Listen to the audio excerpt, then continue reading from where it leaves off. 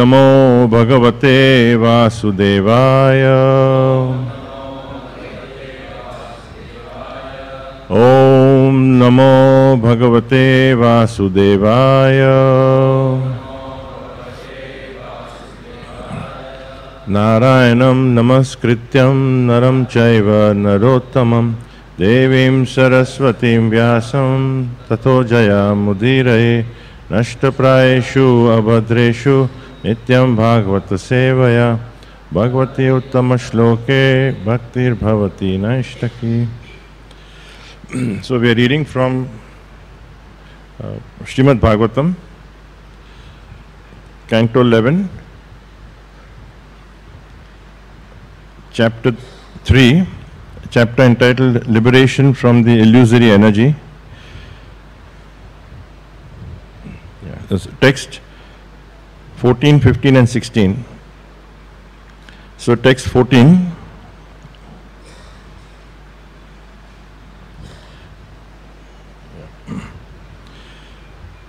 Please repeat after me. Rita rupam tu tamasa vayo jyoti praliyate Ritasparsho vakasena vayurnabhasi liyate kalatmana rita gunam nava atmani liyate rita rupam tu tamasa vayo jyoti praliyate Ritasparsho vakashena vayurnabhasi liyate kalatmana rita gunam nava atmani liyate rita rupam tu tamasa vayo jyoti praliyate ritasparsho vakashena vayurnabhasi liyate kalatmana rita gunam nava atmani liyate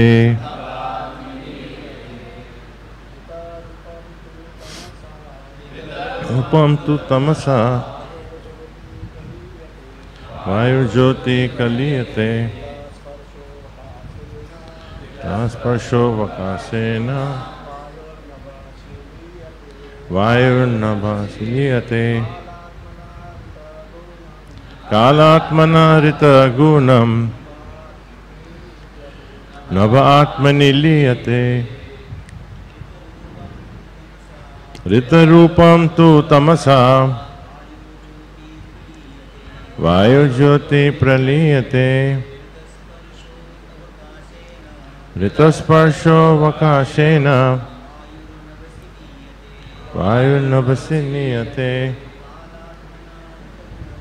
kalatmana rita gunam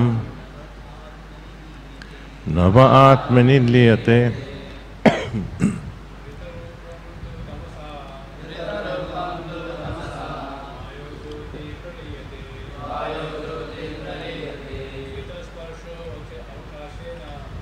Sparsho vayurnabhasi liyate kalatmana rita gunam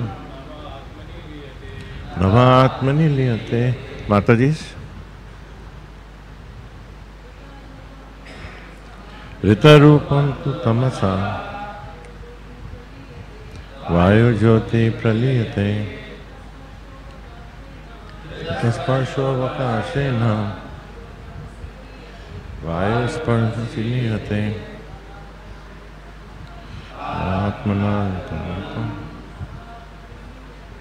navatmani liyate. Rita rupam, deprived of its quality of form.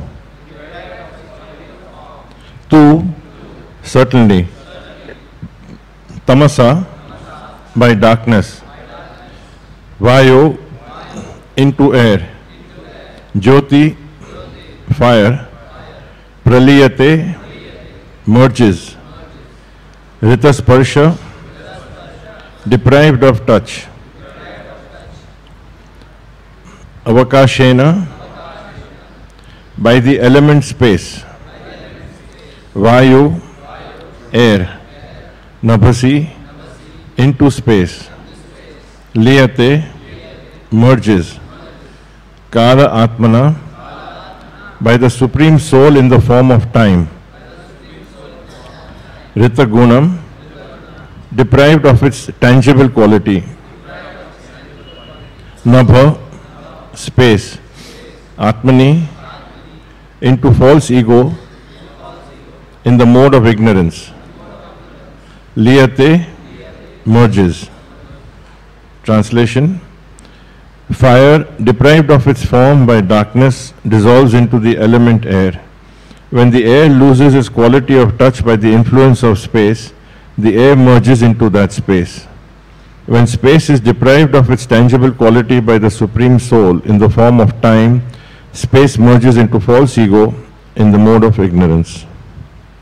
There's no purport, so text 15.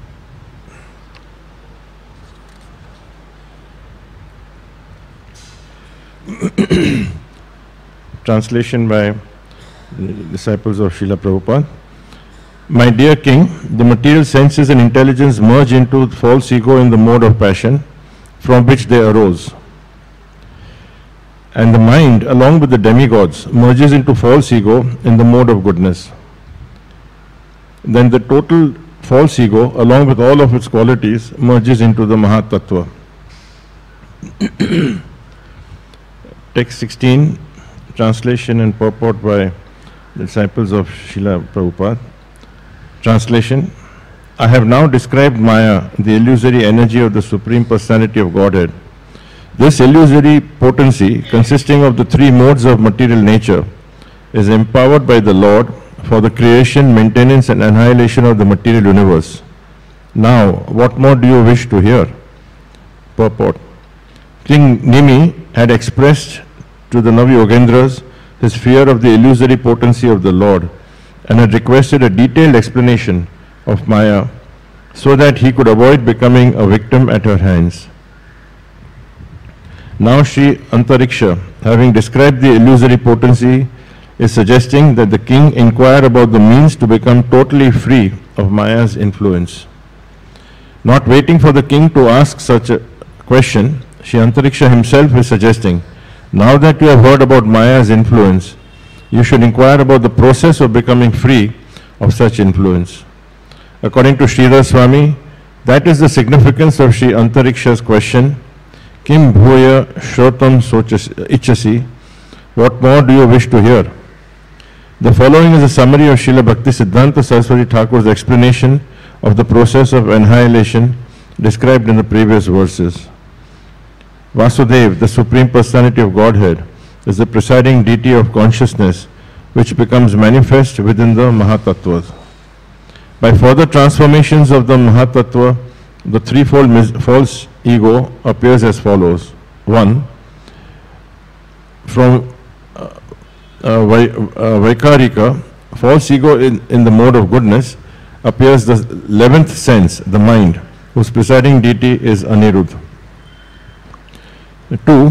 From Tejasa, false ego in the mode of passion, comes intelligence, whose presiding deity is Pradyumna, and the 5 working senses and 5 knowledge-acquiring senses with their various presiding deities.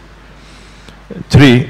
From false ego in the mode of ignorance arises the subtle form of sound, and from the sound, or Shabda, all the material elements gradually become manifest, beginning with ether and the sense of hearing.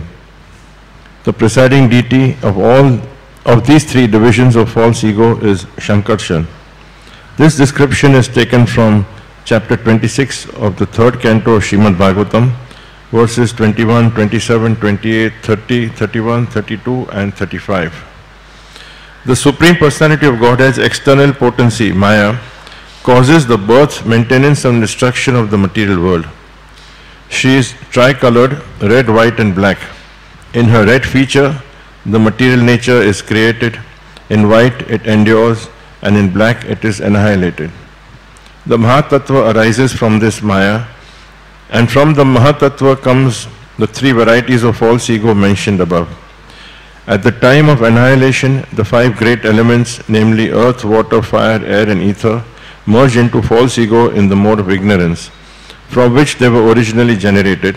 The 10 senses and intelligence merge into false ego and passion, and the mind along with the demigods merges into false ego in the mode of goodness, which then merges into Mahatattva, which further takes shelter of the Prakriti or unmanifest Pradhan. As described above, each of the gross elements is wound up when its distinguishing quality is removed. The element then merges into the previous element. This can be understood as follows. In space or ether, there is a quality of sound. In air, there are the qualities of sound and touch.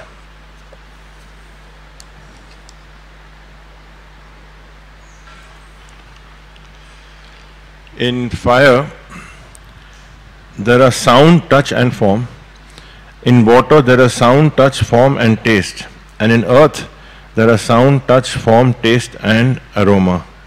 Therefore, from ether down to earth, each element is distinguished by the addition of its own unique quality called guna vishesham.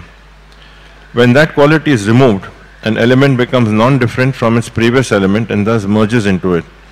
For example, when great winds take aroma away from earth, earth contains only sound, touch, form and taste and thus becomes non-different from water, into which it merges.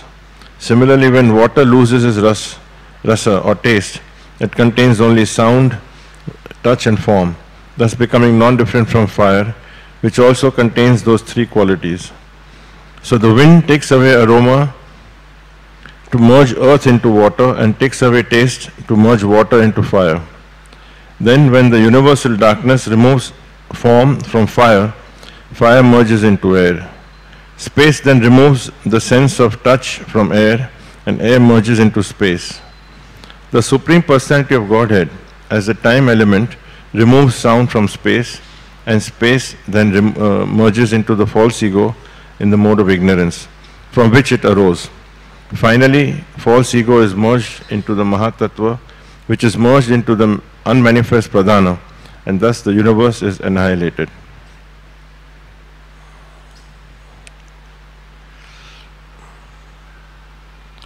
Om Agyantimirandasya Jnananjana Shalakaya Chakshurun Militam Yena Tasmai Shri Gurave Namaha Shri Chaitanya Manobhishtam Stapitam Yena Bhutale Swayam Rupa Kadamayam Dadhati Swapadantikam Vandeham Shri Gurum Shri Yuta Padakamalam Shri Gurun Vaishnavam Scha Shri Rupam Sagrajatam Sahagana Raghunathan Vitam Tam Sajivam Sadvaitam Savadhutam Parijana Sahitam Krishna Chaitanya Devam Shri Radha Krishna Padam Sahagana Lalita Shri Vishakhan Vitamscha Om Krishna Karuna Sindhu Dinabandhu Jagatpate Gopesha Gopika Kanta Radha Kanta Sute Tapta Kanchana Gaurangi Radhe Vrindavaneshwari Vishabhanu Sute Devi Pranamami Hari Priye Vanchakalpatarubhyasya Kripa Sindhuva Evacha Patitanam Pavanebhyo Vaishnavebhyo Namo Namaha Namo Om Vishnu Padaya Krishna Prastaya Bhutale Srimate Bhaktivedanta Swami Tinamine Namaste Saraswati Devi Gauravani Pracharine Nirvishesha Shunyavadi Pasyata Deshatarine Jai Shri Krishna Chaitanya Prabhu Nityananda Shri Advaita Gadadhar Shivasadi Gaura Bhaktavrinda Hare Krishna Krishna Krishna Hare Hare Hare Rama Rama Rama Hare Hare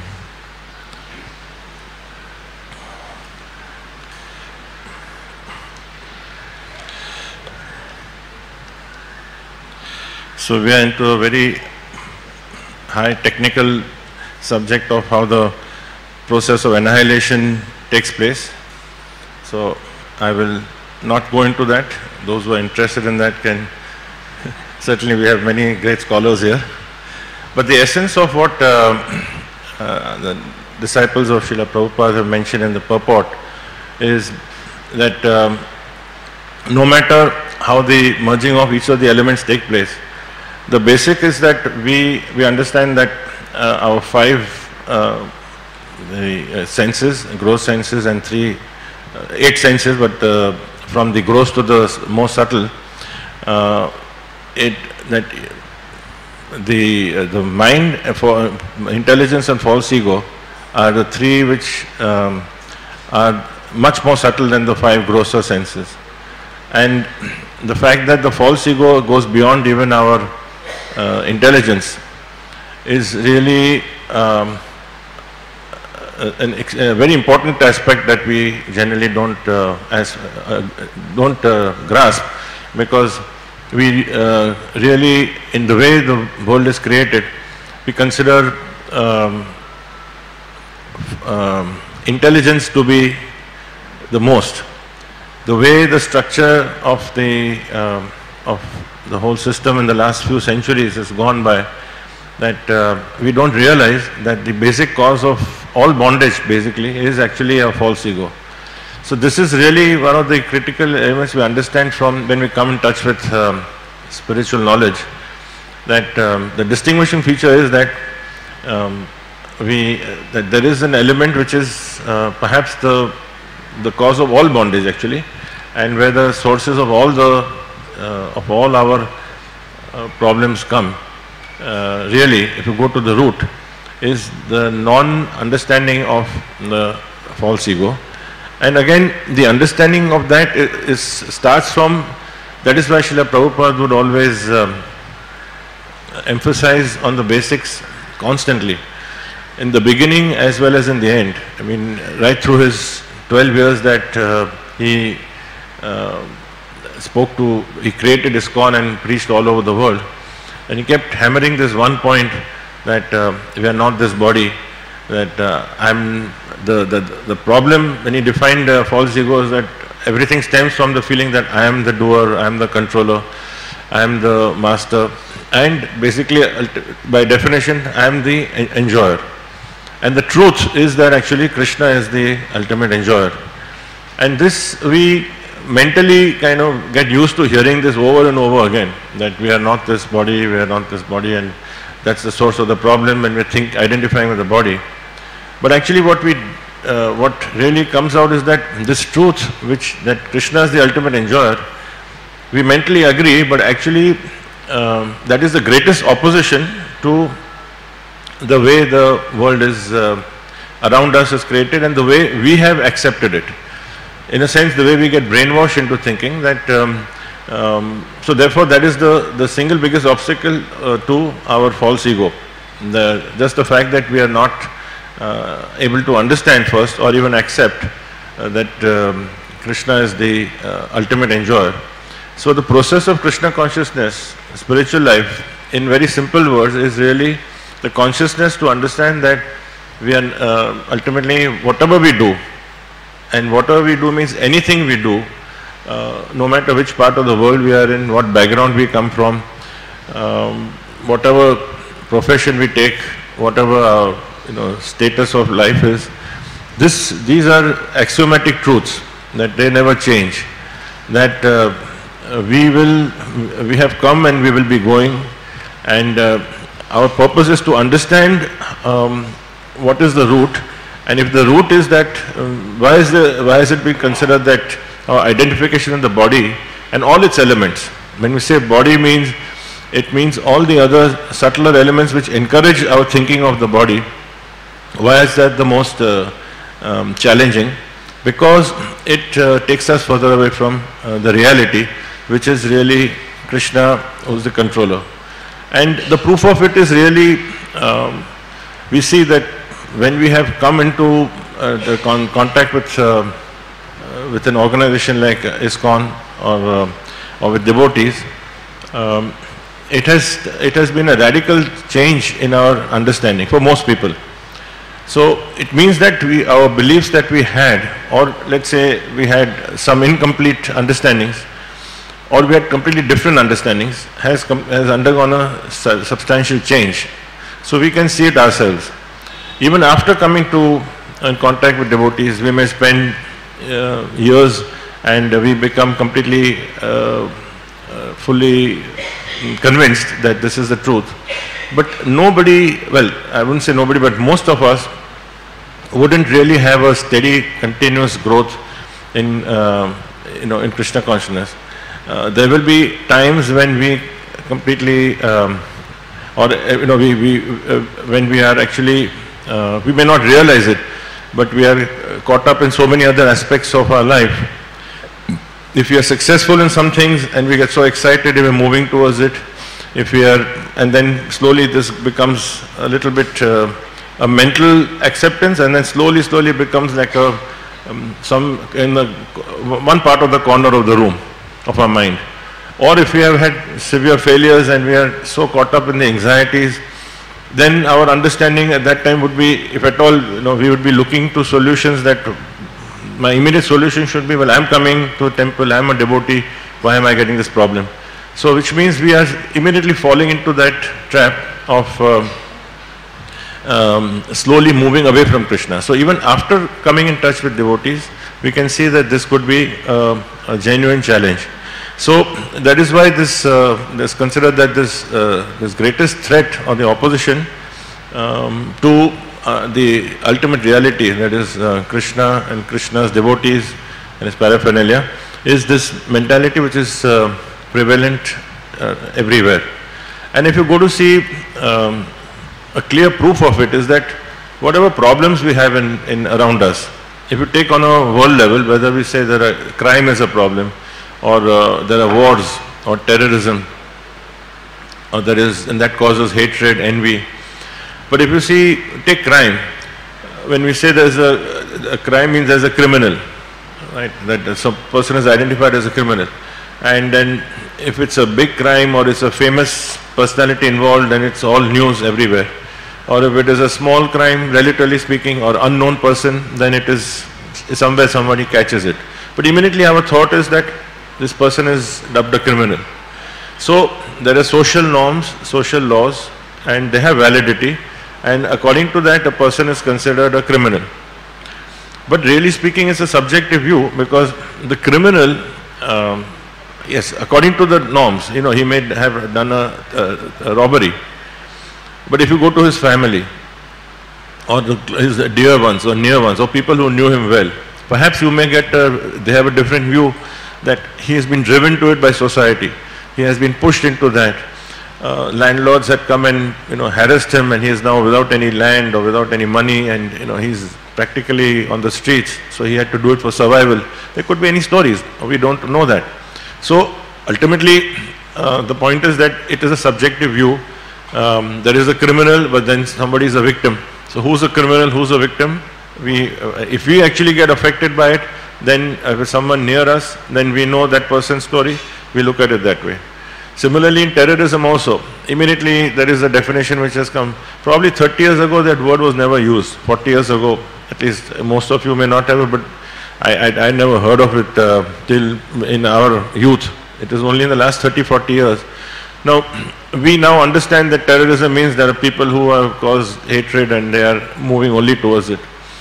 But in his country, or maybe in his community, or people who back him, he's considered a martyr, or he's considered a victim. That he is someone who has been, he has seen he has been highly affected by brutality and so on, and he has been driven to it. We don't know that. So again, there are two views. So there will always be a relative, these are all relative perceptions, relative truths. Even if you take any violence or wars also, if you are in this country, you will be naturally thinking that the other country is the enemy, and if you're in that country, you will think that the other country is the enemy. So ultimately, unless we take the standard of Krishna, the standard of the scriptures, or the standard of the sadhus, we will always be looking at a subjective view about any problem in life. So this is where the pole star for us is, that the barometer for comparisons, how do we look at it from the perspective of Krishna, and irrespective of what we have thought in the past, we accept it as the truth. It's not that we have any vested interest, because till we actually knew the reality, we were in ignorance.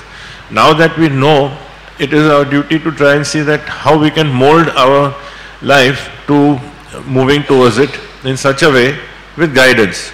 And that is where the issue of association comes, the issue of accepting a guru comes, or before that we have a mentor, people whom we take advice from. All this comes in. And the more aware we are, the more grateful we'll be that nothing happens by accident. And because nothing happens by accident, which means though we've had a problem and we've been driven here, but because of the problem we have come in contact with reality, which many people have not got. So it's a big step forward. And having come in contact with reality, we are also being given the door, the key to the door of the solution, of the answer.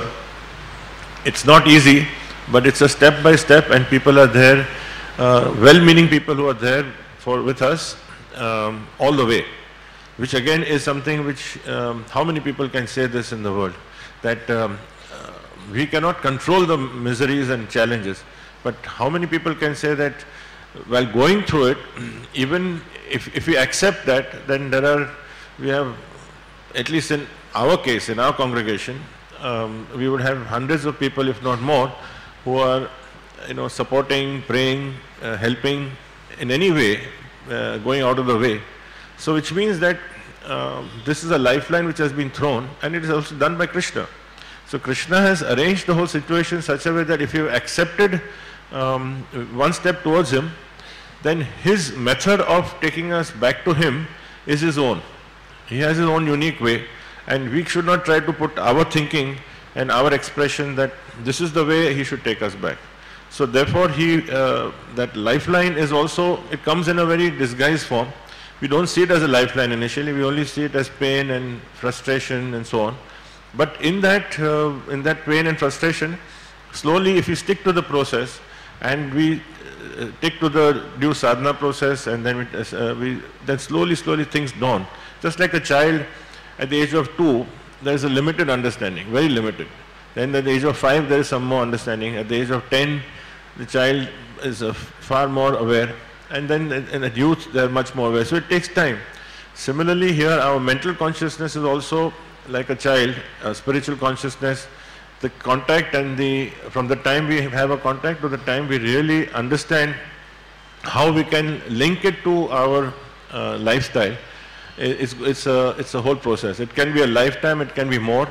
So rather than judging or fighting what the situation is, yes, we should be looking for solutions. But that doesn't mean, when we say fight, means we will definitely use our intelligence to see what Krishna has in store for us. Perhaps we have a solution which is the way we understand it. Perhaps we don't have a solution the way we understand it. But either way, we look at it. So that is why we say that when we look at problems, we should be seeing it and that these problems are really ultimately because of the perception that it's not connected to Krishna.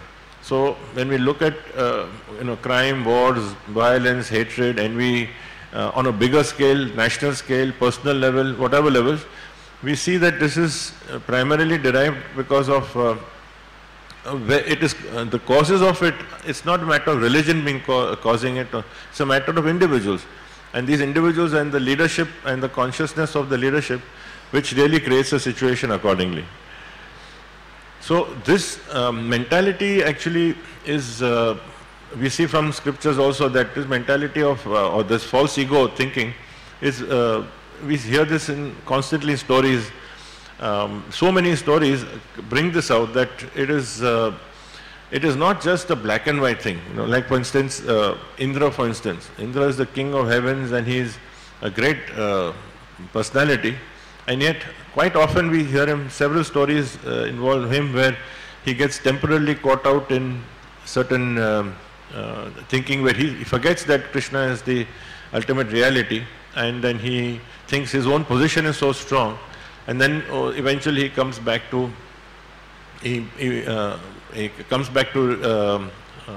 down to earth, and his greatness that he accepts his humiliation. His humiliation is there for see in our life, in our stories, in world. I mean, we are not historical figures.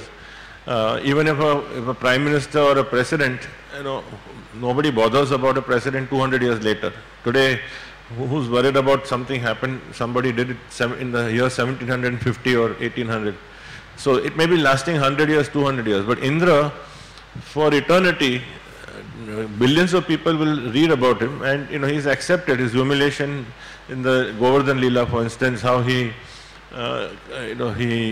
acted in such a way, and he was actually trying to kill devotees and kill Krishna. And then he had to accept it, he had to swallow his pride, and he went to Brahma. Brahma guided him to Surbhi cow, and then through Surbhi she approached on his behalf. So he willingly accepted. So we saw both sides of it, that how the false ego can cover up everything temporarily. Nobody is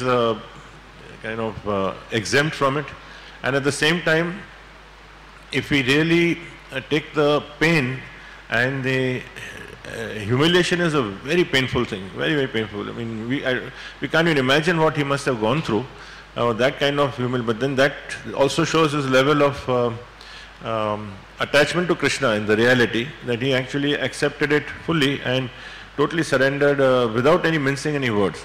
So there's only one incident, and we see this often coming in where people they're temporarily covered up. In the case of Gajendra, for instance, also very great personality, the king of elephants. Everybody was respecting him. He had a large number of fans, his large number of family, everything. But when he got caught up in with the alligator, and then he fought for thousands of years, and he was losing that battle. So he was using all his strength, which means he was initially concentrating only on his power, which was immense, thinking that he is the controller and doer. But eventually, in the worst of his times, when his life was ebbing, he turned towards Vishnu, and Vishnu blessed him. So Chaitanya Mahaprabhu also, in the matter of Keshav Kashmiri, that was one of the greatest debaters and philosophers of his time, and he was so caught up in his glories, Keshav Kashmiri, that he was thinking he was the greatest debater, he could defeat anyone. There was nobody who came in his presence who could stand by his... but then Chaitanya Mahaprabhu totally flattened him, and then he converted and became one of a great devotee, a follower of Lord Chaitanya. So there are two ways we can approach it. We could either take it that we confront it and then we manifest our worst in us and continue to oppose Krishna and whatever it may be through, in today's world we may see Krishna in so many forms, it is in devotees, in temples, and we may oppose it tooth and nail because of our hatred, or we may accept it and take it as we're grateful that it's a lesson that we learned, and we come back, move towards Krishna.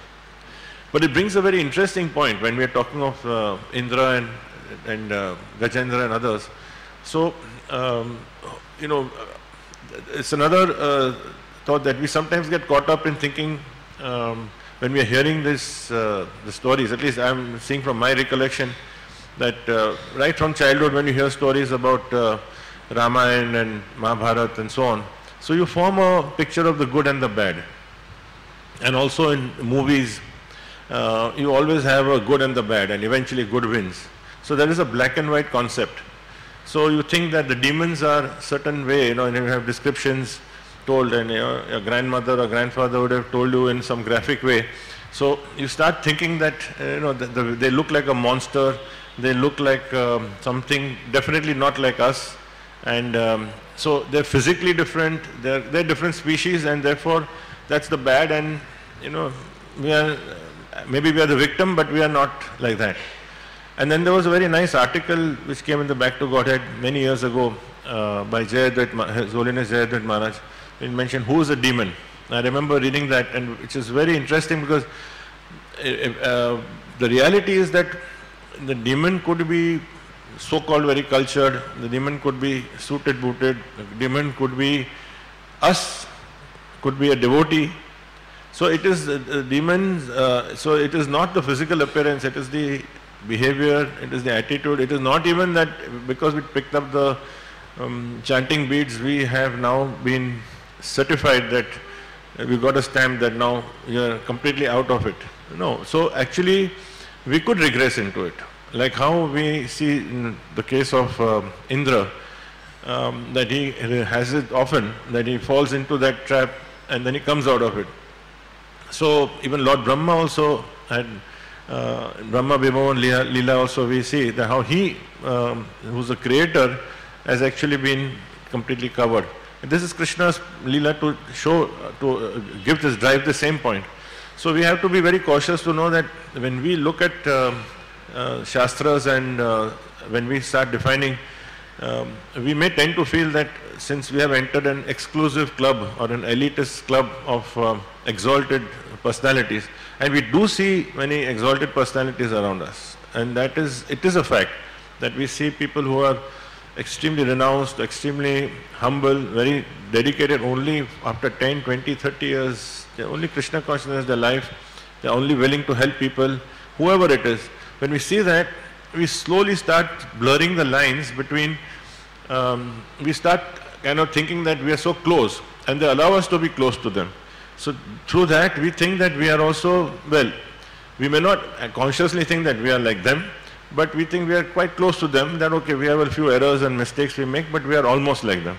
And therefore we start thinking that we are, this false ego concept of misidentifying is the last thing in our mind, because we are already here, we are physically in this temple, we are 20 feet, 50 feet away from, in fact we are in the lap of Prabhupada and Radha Gopinath physically.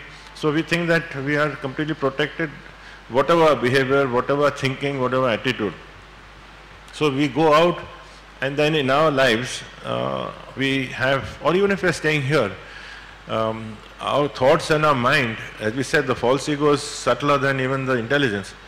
It can come in so many ways, so many ways. It's a constant challenge, and it is such a insidious approach that we come to know much later and that we're afflicted by it. When a problem happens or when we suddenly see that we've done something which we should not have, and then we analyze and see what caused it. Could be minor, could be major. So we have to examine it, and therefore it is said that the more we have, if we are blessed, let's say, today people would say that if somebody has got very good looks, a lot of wealth, a lot of very high intelligence, sharp memory, or a very good cultural family background. When we read that, when Queen Kunti, for instance, in her prayers says that these could be actually a burden.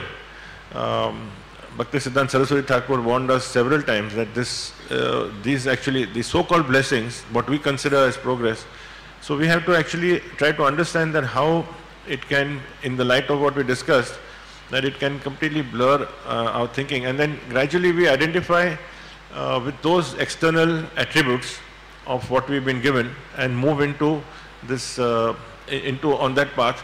So while we are externally in a, you can say it's like almost like autopilot. We are in a temple, we come here, like almost like a robot. I won't say robot, but it's an automatic reaction. You take up the beads, you go through a chanting, you come to the temple, you may listen when Guru Maharaj comes or when personalities come, we hear them, we appreciate them. So there is one level. There is a parallel level that is our life. So if there could be, the two may not meet. Hopefully it will never happen, but oftentimes it meets, but oftentimes it diverges. So this is what we need to always look at, that where is the inner track?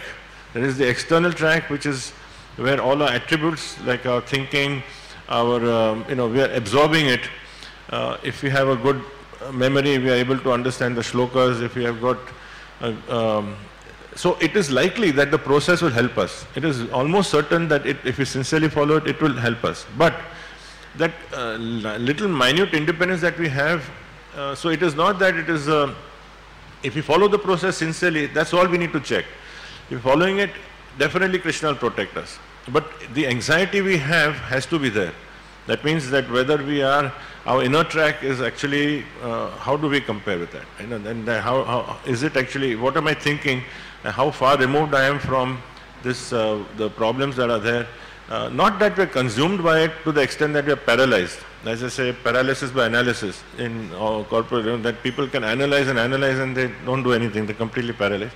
Not like that, but we have to constantly be vigilant, and we do get, when that is the meaning of listening to Shastra, listening to debate, listening to when we have satsang programs, so that it is a touch with reality, where we are, and we look at ourselves also and then see, we may or may not admit it, but we do know, and then we know where we are facing a problem, because maybe the situation has changed a bit, and now some of the things are not in our control, but now we are into more challenging territory. And then we have to shift the gear, and opposite may be true, that when we are actually in an easier territory, things are going relatively well, that's even more dangerous, because then we are less anxiety, so we feel that life is beautiful, it's blissful, nice, everything is going well, but nothing remains at the same level, you know, it can go up and down. So if you take, say, the concept of education as an attribute, higher education is something which is considered to be very important. Most people in the world, you know, almost all the families in the world of 7 billion people will consider that will want a child to be highly educated. The doctorate is the highest. And prior to coming to spirituality, most people, vast majority, would think that this Krishna consciousness means it's inferior, because what will you just chant and you pray, and what do? You don't make any tangible progress. You don't see any major contribution to your family, to your bank balance, to society. You know, you may be. Sometimes people say, okay, I'm not only in the matter of money, but I'm, you know, for them it's important to be in the arts and culture, because in the US it's very prominent, even in Europe, that they have these philharmonic symphonies, then they have these museums, and to be controlling those institutions, or to be the head of institutions, considered very, very prestigious. So in various forms you feel that you have arrived, because you are, that becomes a goal.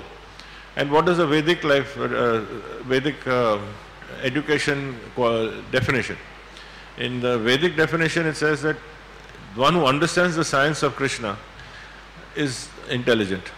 So that's all. So that means by that definition, you could be a zero for most people.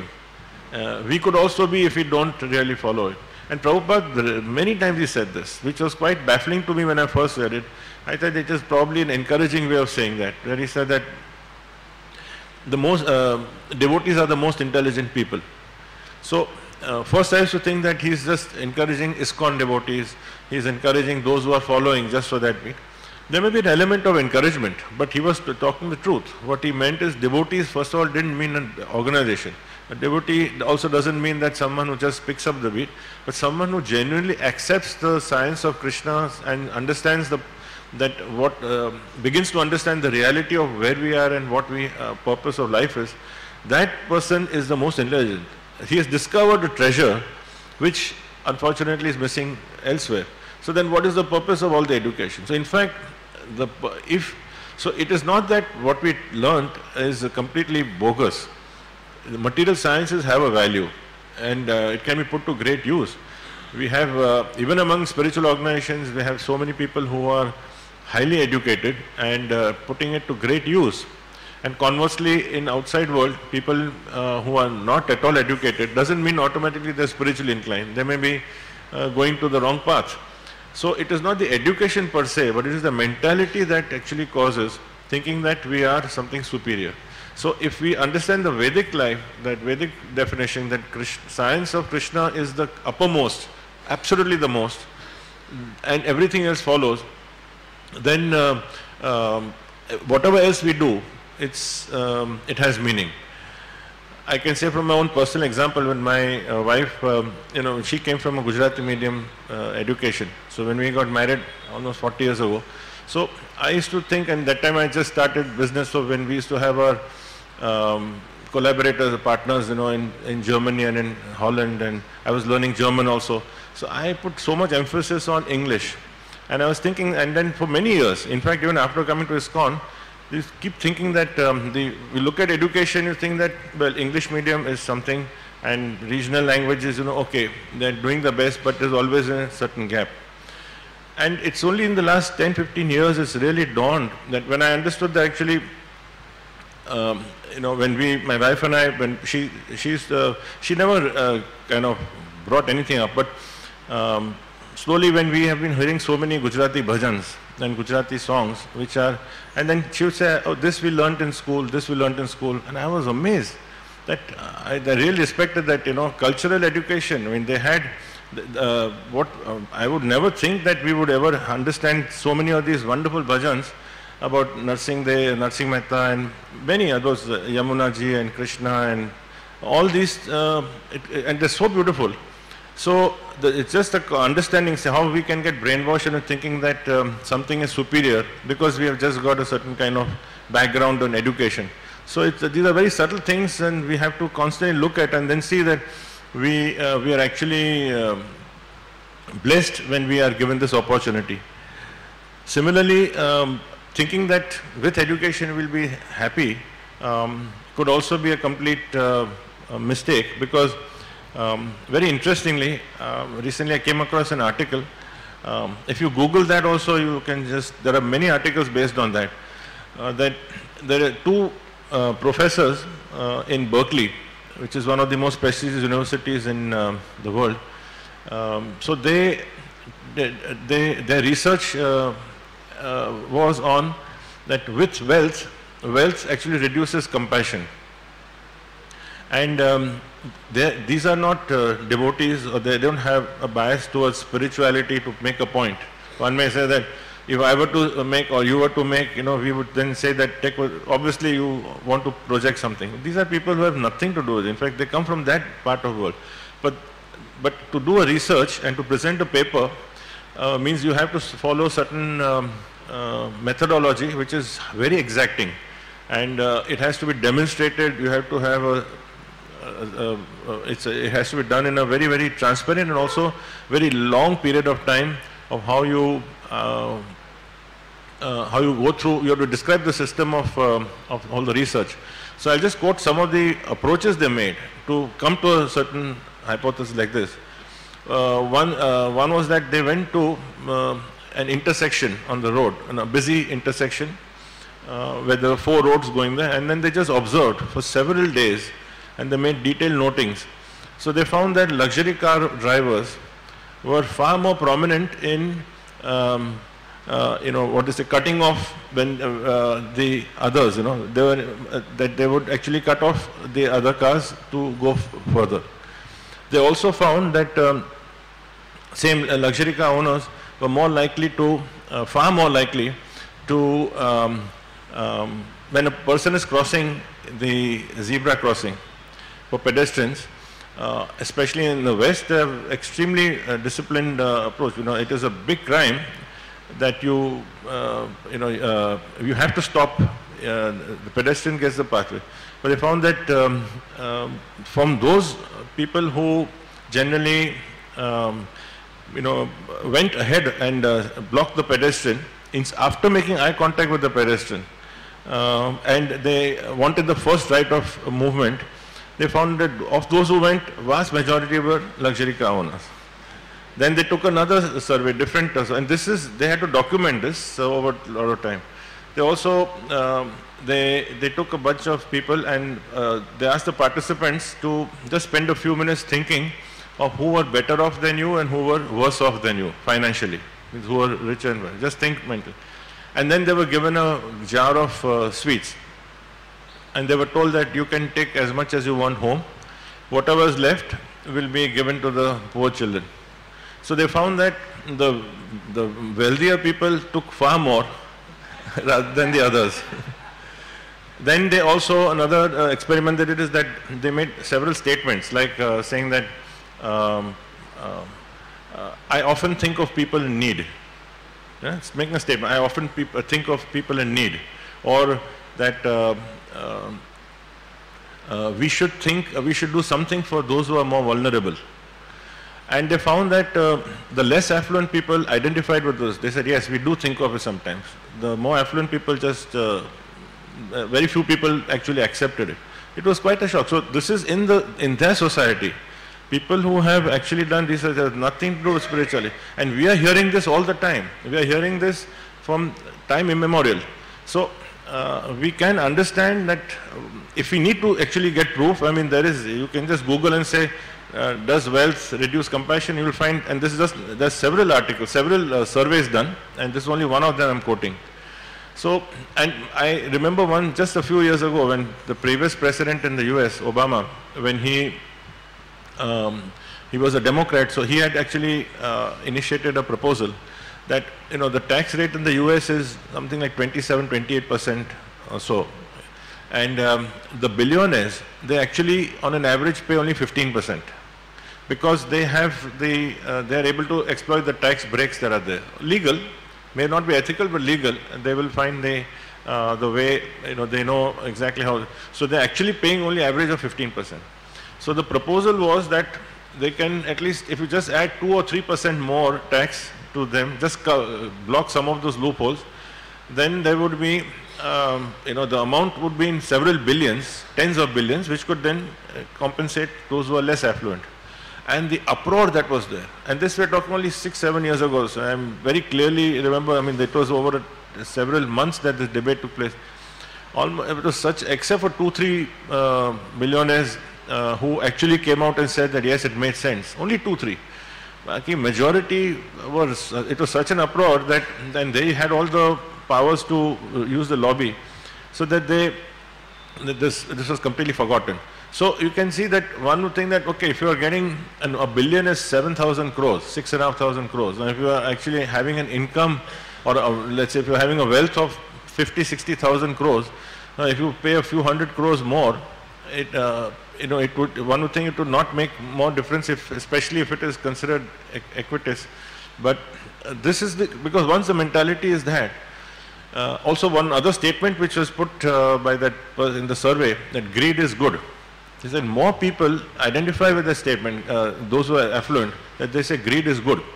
So it is an eye-opener. So we can understand from this that actually so if we don't have this Vedic understanding or the philosophical understanding, then whatever we are given in future, let's not assume that today I am in difficulty, so I am in Krishna's, in front of him, and I am taking this process, and tomorrow something happens, my situation changes. The problem which brought me here, if that goes away, do I have the confidence that I will still remain in the process? That is a question. I mean, so it has to be irrespective of that. And even among Krishna, often Krishna warns us that in devotional service, don't have expectations. Even in devotional service, you can have expectations, and if you have expectations, you can have problems. There are two opposing examples of in Prabhupada's two Prabhupada's disciples. One was in 1968. This is hardly, you can say, practically the beginning of his movement, and this devotee was an incredible devotee. He was running a center, one of the earliest centers outside New York, and he made, by far, even today, I would say, probably the highest number of what you call the most important disciples of Prabhupada. He was instrumental in today, at least more than a dozen of the senior most disciples of Prabhupada have come because of him. He was that good. And I remember Jayadat Maharaj, in his memory, talks about him, and he said he was in debating and in philosophy, he was so good. Jayadat Maharaj said he was terrifyingly good. Anyone would come in front of him, he would just smash them. And this was only 2 years after meeting Prabhupada. And suddenly in 68 he disappeared. He just left. So devotees were very upset and very sad that he left. And then 3 years later, in 71, he resurfaced. So they wrote to Prabhupada and that he's back and all. The Prabhupada was in India at that time, and that this devotee wrote to him, Prabhupada also, and everyone was very happy, ecstatic. And he said that, I have come back and I am willing to join and so on. So, I mean, devotees came to him and to Prabhupada. So Prabhupada was very cool. He had not met him after he left. He was in India, 10,000 miles away. And Prabhupada wrote back, okay, I'm very happy, so on. You can come to the temple. But you will not be the president of the temple. You will be just like any other devotee, attending Mangalarti, etc., and all that. And that devotee never replied and he never came back. That was the last they heard of him. But Prabhupada understood that there was a subtle pride. He was coming in as if he came with that aura of greatness. I am coming back. I am doing something for Prabhupada. So that false ego, even among devotees, he had done so much in terms of Shastra, in terms of knowledge. But when he came back and Prabhupada sensed it in a letter. And nobody spotted it. And when he replied back, he actually welcomed him. He was polite, but he said, he made it very clear that you will be coming in as a regular devotee and so on. And that he couldn't accept. So he was right in analyzing that. So we can see that a false ego can be so subtle. And on the other hand, His Holiness Hridayananda Das Goswami Maharaj, who's one of the earliest disciples of, he himself talks about his own like that. He was very early on in the late 60s, he was put in charge of South America. And today he is, I think, connected to South America. So when Prabhupada first went to Venezuela or Mexico, he was with him and he was sitting in the front of the car, and Prabhupada was there with a new devotee at the back. A very new person had come. So Prabhupada was all attention, and whatever little that new person was doing, Prabhupada was encouraging him, talking to him. And Hridayananda Maharaj says that he was sitting in the front. That time he had just taken sannyasa. So he was feeling that I know so much more than this new fellow. So once that person's, so Prabhupada was, like how you encourage a baby. Prabhupada was encouraging him and very, very giving personal attention, encouraging him. So as soon as that conversation stopped, and Hridayananda Maharaj turned around and started telling Prabhupada, okay, Prabhupada, we're doing this program, that program, and then I'm preaching this, and then in between he was quoting many slokas. Because Hridayananda Maharaj is a brilliant orator, and he was speaking so many shlokas, and that too in the first 3-4 years of his movement. It's pretty impressive to know that his disciples know that. So he says that, Prabhupada just, he was not even looking at him, he was looking outside the window, and he just he says, there are so many slokas. That's it. So Maharaj says that, he says, my head went down. I knew, Prabhupada knew that I was kind of projecting, how much I knew. It didn't come out externally, but he just sensed it. So he ignored it. He says, there are so many slokas. So after reciting 5-6 slokas, everything went out of the window. So this is where we can't fool others. We may fool others, but we certainly can't fool Krishna. And definitely pure devotees also can read us. So we have to really be in touch with the reality. The reality is we know. We know where we are, and once we know the purpose, then our attempt should not be to justify or to show a perception. Our attempt should be doesn't matter where we are. I don't think we need to project or impress anyone. That is never the purpose. And devotees are not impressed by that anyway. They just want the reality and they're trying to help. So it is all, we are in the same boat. So in conclusion, we should be concerned only by, our response to a situation should be the way Indra responded by surrendering to Krishna. And that surrender is really a surrender of a false ego. Ultimately, surrender means it may come out in that we may surrender our money, we may surrender our time, but eventually surrendering, the root of it is if we are able to surrender our false ego, or at least we attempt to do that, we start doing that and make it a goal, then everything else follows. Because then everything that we do, because then the identity is Krishna, and we are looking ourselves as whatever we have, it's only a matter of enhancing Krishna's reputation, not ours. So we'll end here, and I think we have any questions? I don't think we have any time for that, yes? We'll end here then. So, Granth Srimad Bhagavatam ki jai, Srila Prabhupada ki jai.